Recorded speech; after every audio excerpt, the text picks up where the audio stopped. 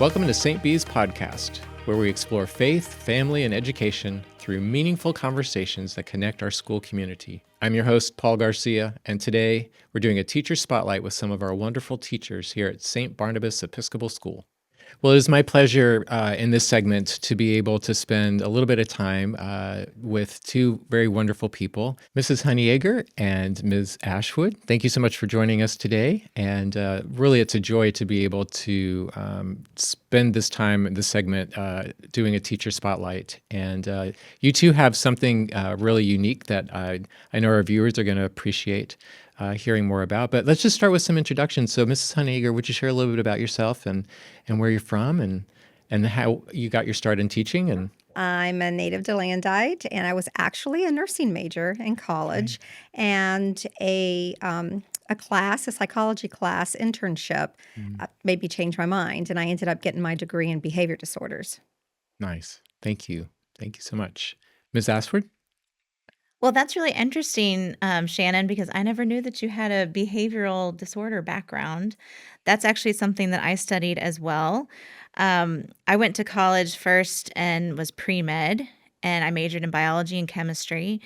And then after that, I kind of veered off and explored more of the mental health field. I became a psychotherapist. I worked in area hospitals and agencies. But I don't know about you, I felt like I just didn't feel the joy in that field. I wanted to experience more joy in my life. And so that's why I really got into teaching. Whenever I am around kids, I just feel more joyful because they bring so much joy. And it's a joy to teach science because we get to get our hands dirty. Nice. I like that. Thank you so much for sharing that.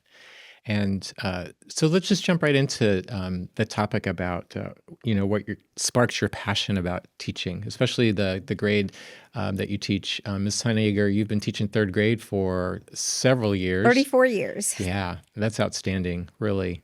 And so what sparked your passion? Well, for third grade, I did teach behavior disorders in Volusia County Public Schools for a few years.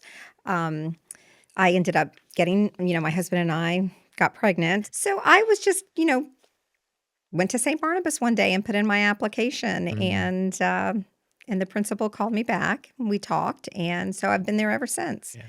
I love third grade. I love that they're independent enough to do things on their own, but they still love hugs and they still need guidance. Yeah, you've had a phenomenal career, and just really applaud you for being so dedicated to that passion. It does bring me joy. I mean, that's why I'm still here. My children also went to St. Barnabas, so it was nice. Yeah. And now my granddaughter.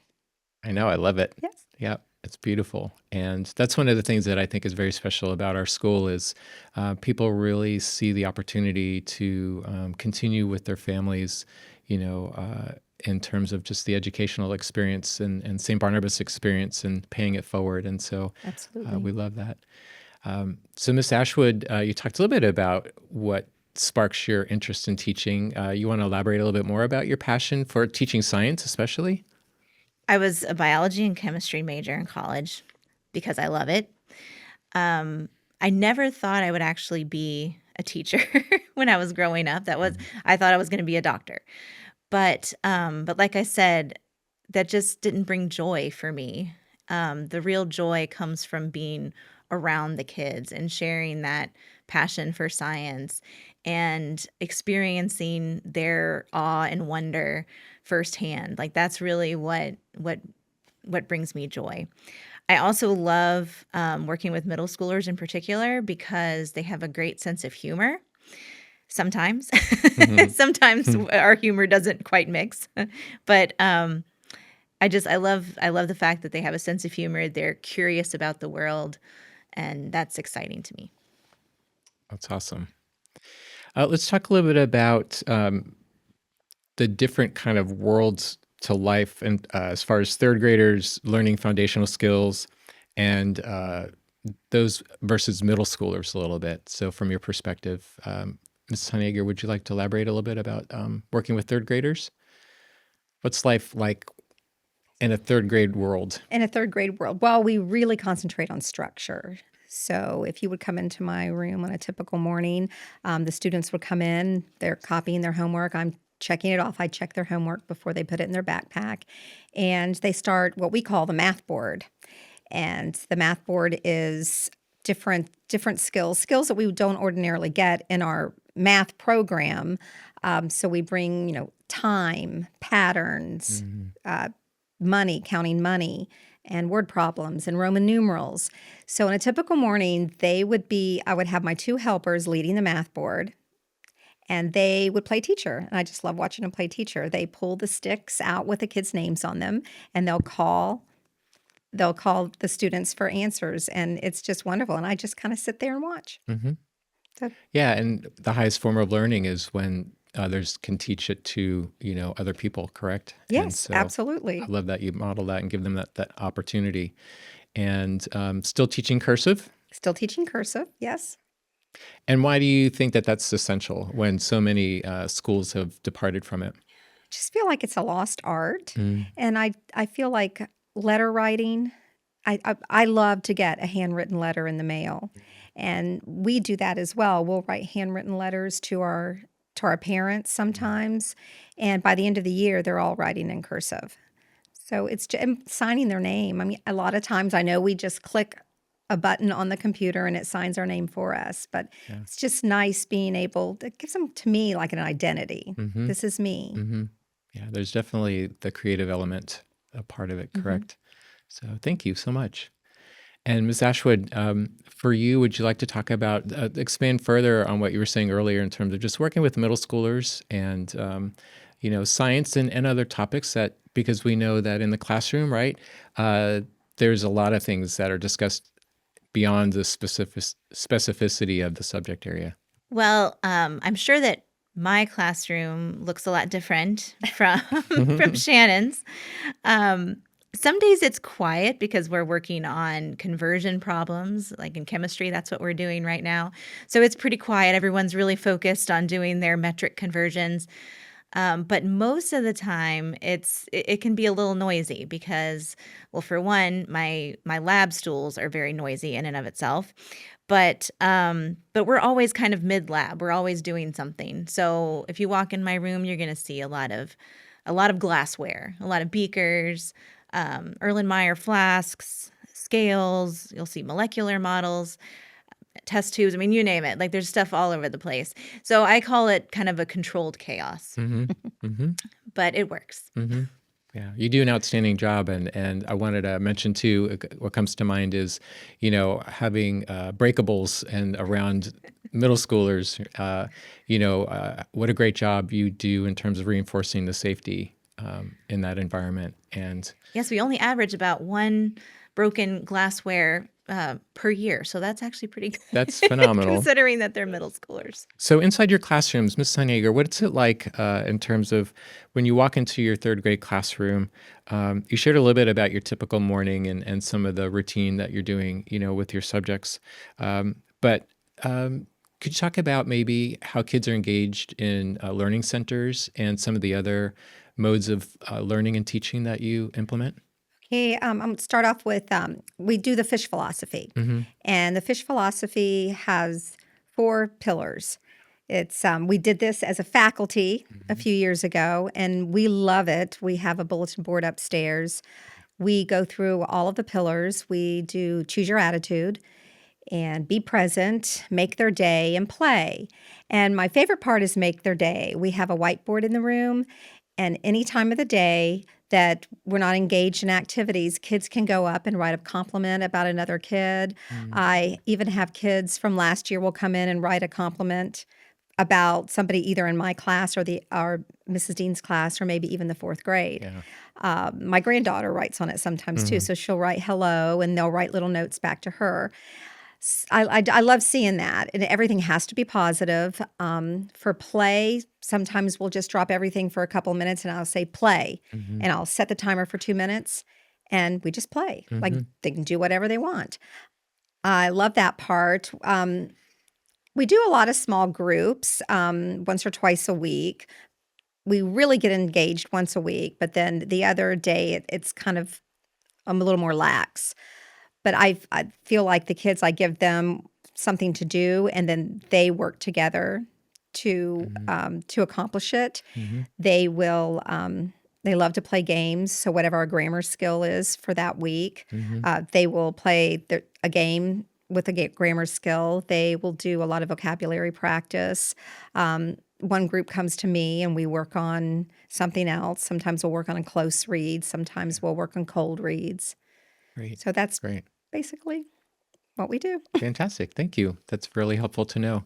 And Miss Ashwood, how about for you? What do you find is most engaging to your students typically?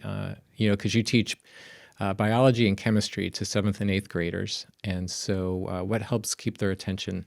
Well, they love any time that we can do something hands-on. Mm-hmm. So I try to incorporate that as much as possible. For example, in biology, we were just learning about macromolecules, all the big building blocks of life, carbohydrates, proteins, nucleic acids. And I had them build models of each so that they could really see how the bonds come together, which elements are involved. They really enjoy doing stuff like that. Anything that they can actually, use their hands and do, that's always beneficial. Absolutely. Thank you. I appreciate you sharing that. And how do you make your classroom space a joyful space, a place where students feel safe and they can thrive, in their learning gains and opportunities that you're presenting? Well, first of all, I try to instill confidence. And it's really important that they feel confident in what they're doing or in the classroom in order for them to be themselves, because that's what I want. I want them to be themselves. I want to know their personality. Mm-hmm. That way, I know how, if I have to reprimand or if we're engaging in learning or there's a test, then I know how to deal with that child if I know who they are Mm-hmm. and not Nice. who they're trying to be. Nice. Yeah, that personal relationship is really key, isn't it? Yes. I try to get to know each and every one. Yeah, beautiful. Ms. Ashwood, how about for you? In your setting and structure, you have between 4 sections of 7th and 8th grade, right? Classes, over 80 students. And so, how do you try to create joy in your classroom and engage learning? I incentivize quite a bit because my subjects at times can be a little dry. I won't lie, that it can be a little dry. And so the kids love any kind of incentive. So, I encourage them, like for right now, we're planning to do a fudge lab where we make fudge in chemistry. And so I keep telling them, okay, now remember, so if you crack the code with, using the metric system, then we're going to get to make fudge. So it inspires them to stay positive about what we're learning, because it's not always fun. Everything about school is not always fun. But I think that when they know that there's a goal that they're working towards, then it keeps them positive. Nice. Thank you. I'd like to know when you guys are doing that opportunity with fudge, please. It's coming up in a couple of weeks. Good. And that's not typical in, what I would hear in other school classrooms, and so I just want to commend you both in the way that you're continuing to help students stay engaged, because there's a lot of distractions that take place, right? And so well done. So I'd like to switch gears a little bit and talk a little bit from your personal experiences in growing up. You're both DeLandites, Yes, we right? are. And what has it been like to grow up in DeLand and, share those things in common and to be able to teach in the place, where you grew up and just whatever else comes to mind. So, Ms. Honeyager? Okay, yes, I was born and raised here in DeLand. I love my city, love my town. In our class, we do a unit every year of the history of DeLand, so the kids get to learn a little bit about it as well. I grew up walking down the street. I've had lunch at Woolworths with my mom. If I was good at my pediatrician, she'd take me to Orange Belk for a cherry Coke. Mm-hmm. So I've grown to really love my town. I love the feeling of a small town connection. And I've watched our town go from just a great downtown when I was little to a lot of empty storefronts in the 90s. And then I've just been so happy to watch it revitalize. Yeah. And I talk about my town all the time wherever I go. Yes. Yeah. Love it. Yeah. I love the pride that you have. Yes. Yeah. Miss Ashwood, how about for you? Well, I also grew up in DeLand, and I attended St. Barnabas School from 3-year pre-K all the way up through 8th grade. I attended St. Barnabas Church, where I still attend today. So I guess I've been a member for about 40 years, 40 plus years. um, so I have really strong roots here in DeLand. I went away to school. I went to Baylor in Texas. And a lot of my friends, left DeLand and they didn't come back. Mm-hmm. But there was no way I could just stay away Yeah. because DeLand is home. Yeah. There's a certain comfort that you get whenever, all the streets in town, and not only that, it's just the strong sense of community that we have in DeLand. Yeah.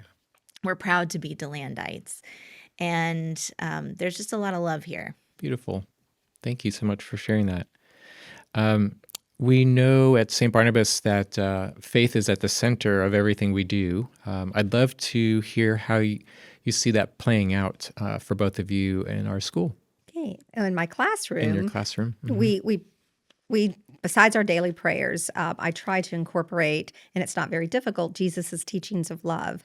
I want everybody in my class to feel loved, and doesn't matter where you come from. It doesn't matter what background you have, what religion you have. Jesus taught us to love everybody, and that's what I want. I want my class. I want to instill that in my students as well. Amen. Amen. Miss Ashwood? Well, we reflect a lot on faith in my classroom because even though it's a science classroom that's based on a lot of facts and theories, there's always the questions of why and how.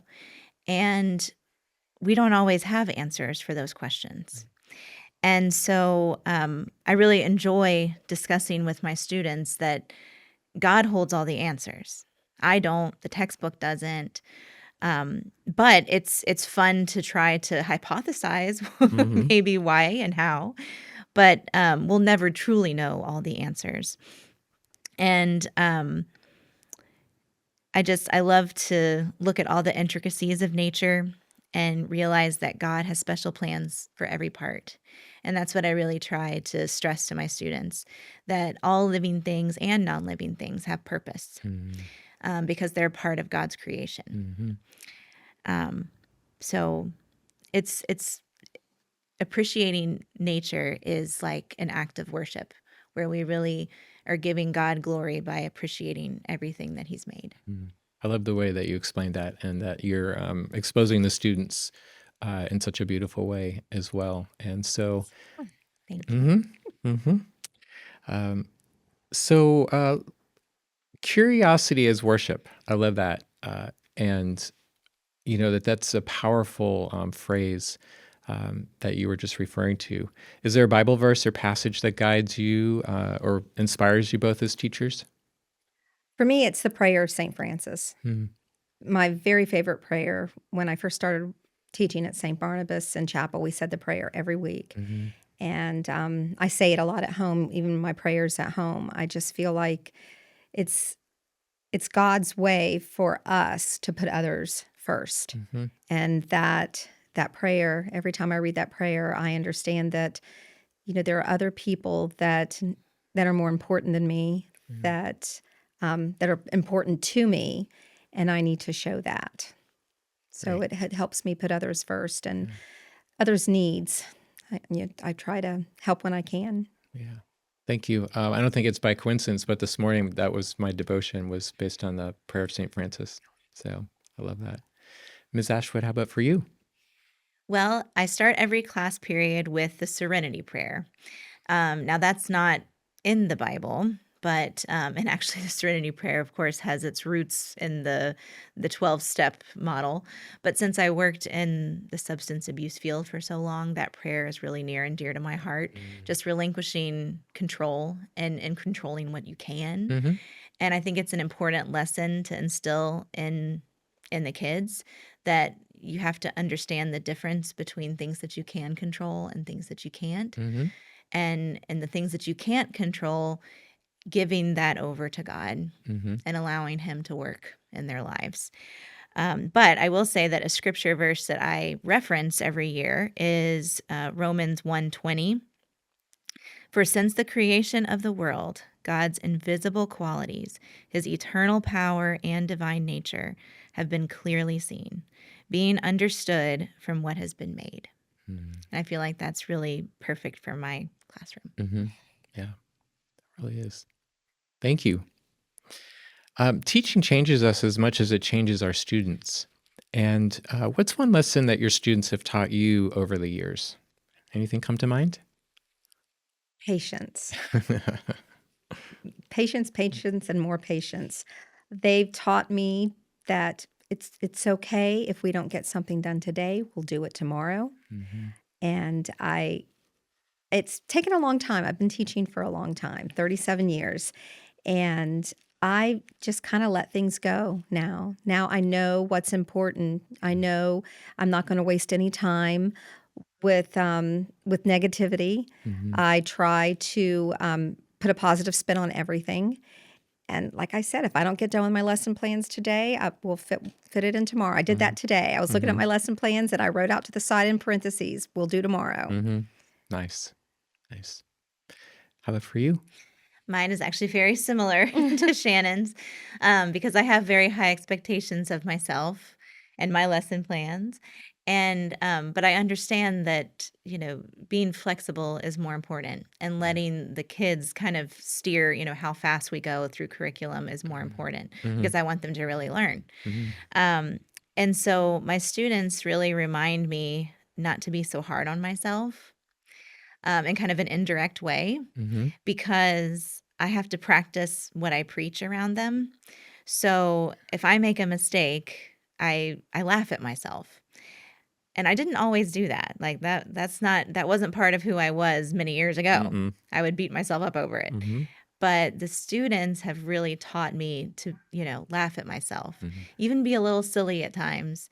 And the kid in me really comes out sometimes in the classroom because, I'll just say, oh, fiddlesticks, I didn't get that. It's a silly me, and I think that helps them too, to know it's okay to make mistakes. Absolutely. You learned that much earlier than I did. It took me a lot longer. Yeah, we all come to it at different ages and stage in life. I agree, and but I so appreciate you both sharing that and being vulnerable, to express that. And yeah, our students teach us a lot, don't they? Absolutely. It's amazing, yeah. And so I love that you embrace that. In terms of support, I see how amazing and connected our school community is, and DeLand, and teachers supporting teachers, lifting each other up in faith and in prayer. What's been your experience? Ms. Lafferty, I taught with her for about 14 years. I might get a little emotional, but just teaching with her really brought me around. It was something that we got to know each other really well, and I hadn't been able to do that. It's been, I was teaching with someone for 2 years or 3 years, and so when she stayed over that few year point, we became very close. And she was a lot younger than me. She was fresh out of college when she started teaching with me. And so she really helped me come out of the box. Mm-hmm. She helped me with technology. She helped me, just kind of just relax and stay cool. When they're a grown up and they look back at third grade, I want them to say, man, third grade was a great year. Mm-hmm. I did not have a great third grade year. So, and I tell my kids that, I want you guys to look back on this time, and I want you to look back and smile. And I think Sarah will help me do that. Yeah, that's awesome. Thank you. So, Miss Ashwood, how about for you? Well, the two people who come to mind right away are Nan Lafferty and Charlie Holland. Because when I came in, I was brand new to teaching. I was a newbie teacher. And they really just took me under their wings and just gave me so much encouragement, and that helped to build my confidence. And I learned a lot from them in the few years that we were together on the middle school team. So I'm very grateful for them. Wonderful. Thank you. Yeah, it's awesome to know that you get to be able to benefit from people who are further along in their teaching career and experience. And then those who are younger and right, as you And exampled, and energetic energetic, and and so that's what I love about our community, and just the spirit of flexibility and collaboration and collegiality is something that we've been really blessed with for many, many years. And so, but I think it's because we're intentional about really fostering that. And you are both equal in terms of how many contributions you make towards that. So I just want to say thank you. Thank you. You're welcome. So what I'd like to do now is go back to what I said at the beginning of our conversation, and that is I mentioned the two of you have something unique to share, or that you share something unique together beyond being colleagues. So what is this unique something? well, my first year at St. Barnabas, Elyse was in my third grade class. Mm-hmm. That is so So cool. when Yeah. she came back, it was really something. I love seeing all my students come back, but being able to have one as a colleague. Mm-hmm. It's very special. I want you to know that you accomplished your goal, because every time I think about third grade, I smile. Oh, thank you. Your class was by far one of my favorites, because you bring a lot of joy to the classroom and you make all of your students feel loved. That message definitely gets across. And I can say that not only as a former student of yours, but also my son has also gone through third grade with Mrs. Honeyager, and that brought me so much joy to see him just thriving in her class. He absolutely loved, I mean, third grade is still a year he talks about, that third grade was one of the best years with Mrs. Honeyager and Mrs. Lafferty too. But it is it's special. The memories that we have are very special. Thank you. It's really awesome to be able to see just this relationship as it's progressed from teacher and student to colleagues and parents and friends, and we all go to the same church, and so to be able to share life together, St. Barnabas, our community is pretty special. What's special about it for you? Pretty much everything you said, just the family atmosphere. I've always thought that since when I started working at St. Barnabas, it was one class per grade level. And I believe that we only had like two middle school teachers that taught Mm-hmm. 6th, 7th, and 8th Mhm. grade. We were all in the same building. Mm-hmm. And just the closeness and trust, support.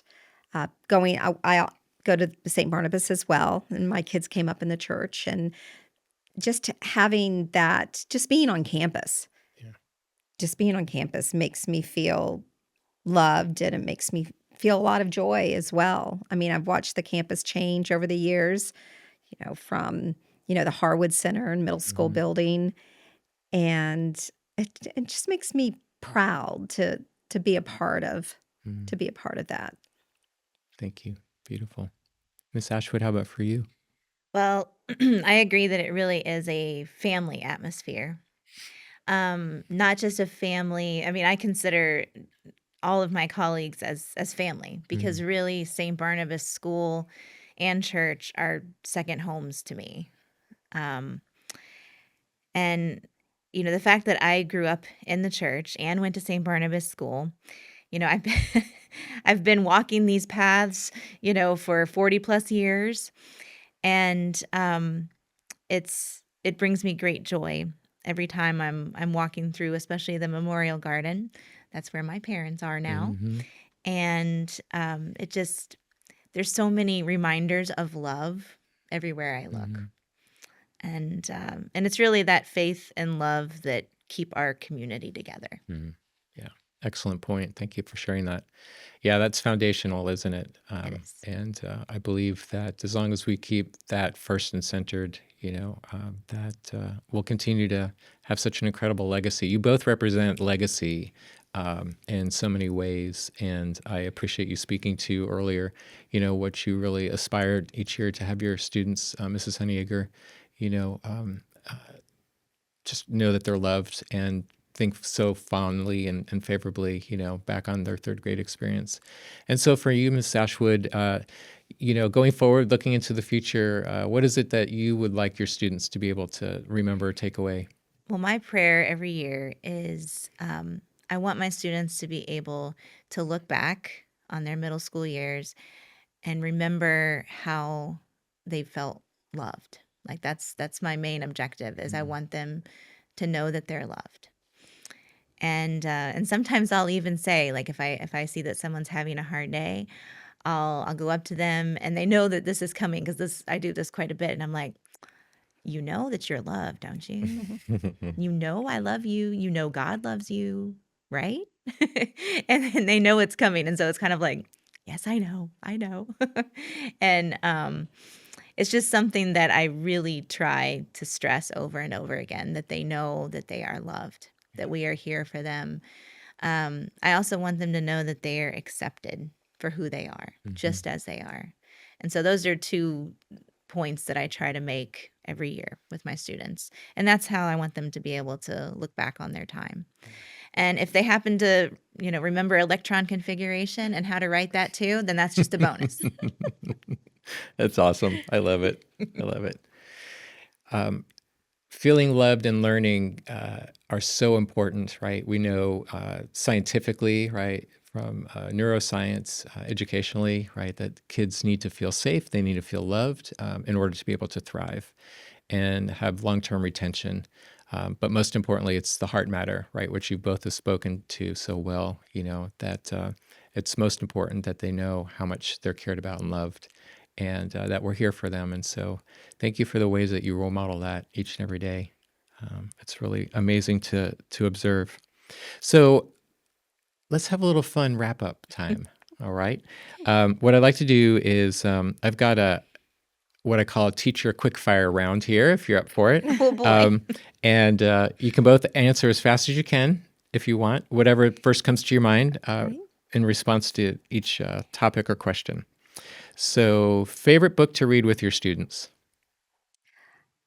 That I love to read the Sarah Plain and Tall series by Patricia McLachlan. I remember you reading that with us too. Mm. Oh, I read Jesus Always. That's something that I actually start every day with. It's a devotional. Nice. Thank you. Preference, coffee or tea? Tea. Coffee in the morning, tea for the rest of the day. Do you have a favorite tea?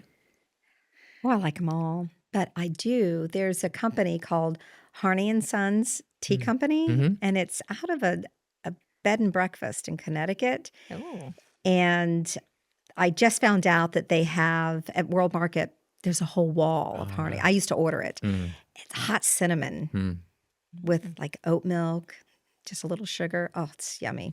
sounds good. Sounds really good. Really good. Love it. Early bird or night owl? I think I'm an early bird. I'm definitely a night owl. I'm known for it. I stay up way too late. Favorite school event? Favorite school event? Literacy Day. Mm. It's coming up soon. I love to see the costumes the kids wear to school. I've got to say Stream Fair. You want to elaborate a little bit on that? Well, For Stream Fair, listeners. I mean, we've been doing kind of different versions of like a science fair for many, many years. But the Stream Fair that we started a few years ago is one that allows for the middle schoolers to really engage the younger students in an actual like mini lab. And so the elementary students get to go around and experience different science concepts at different stations that the middle schoolers run. And it's great fun. It's fun to watch. It's fun to watch them prep these labs in advance and make mistakes and learn from their mistakes. And then it's so fun to see the little kids go through. I agree. It's awesome. And again, it's another example of where students are given the opportunity to teach what they've learned Yes. and to model that. And the pride on their face, It's great. as they go through it, it's really neat. And the how role to model. treat the little ones. They do a Our phenomenal middle job. schoolers are great with the youngsters. Yeah. If students could describe you in 3 words, what would they be? Well, I can answer this one pretty quickly because my students tell me all the time that I'm funny. And it's funny to me that they say I'm funny because I never would have thought of myself as a funny person. But, they say, "Oh, you crack us up, Miss Ashwood. You're so funny." So they'd probably say I was funny, patient, and Snapple. Snapple. That's a word they're always going to associate with me because I start every class period after we say a prayer. I give them a Snapple trivia fact, and they have to try to guess the answer. So, Cool. About the drink Snapple? so it's under That's the what I was cap. wondering. So it's Oh, the okay. Snapple I remember. Snapple teas. I've been drinking them forever, and whenever you twist off the cap, there's a fact on there. And so now I had to kind of limit my caffeine intake. So now I don't drink as many Snapples, but I subscribe to the Snapple service that actually sends you all these random facts. And so they get a hoot out of it because it's funny. I mean, I just get all these random facts. That's really And cool. Yes. That's really cool. It's fun. Yeah. Well, I actually asked my students because I was looking at the script. And so they were, calling out all these different adjectives, I guess. And so the 3 I picked were my 3 favorite. They said caring, dedicated, and smart. Oh, So that made me feel good that they thought of me Yeah. that in that fits. way. Yes, absolutely. So you both make learning so much fun, and you contribute so many ways, as I was saying earlier, to our overall school and church community. And so just thank you so much. This has been a wonderful opportunity to be able to come together to not only spotlight you and your roles, but the special relationship and experiences that you have had and hopefully continue to have for many, many years. And so thank you so much. God bless you. Thank you so much for having us. Glad to be here. To everyone listening or watching, thank you for spending time with us on St. B's podcast.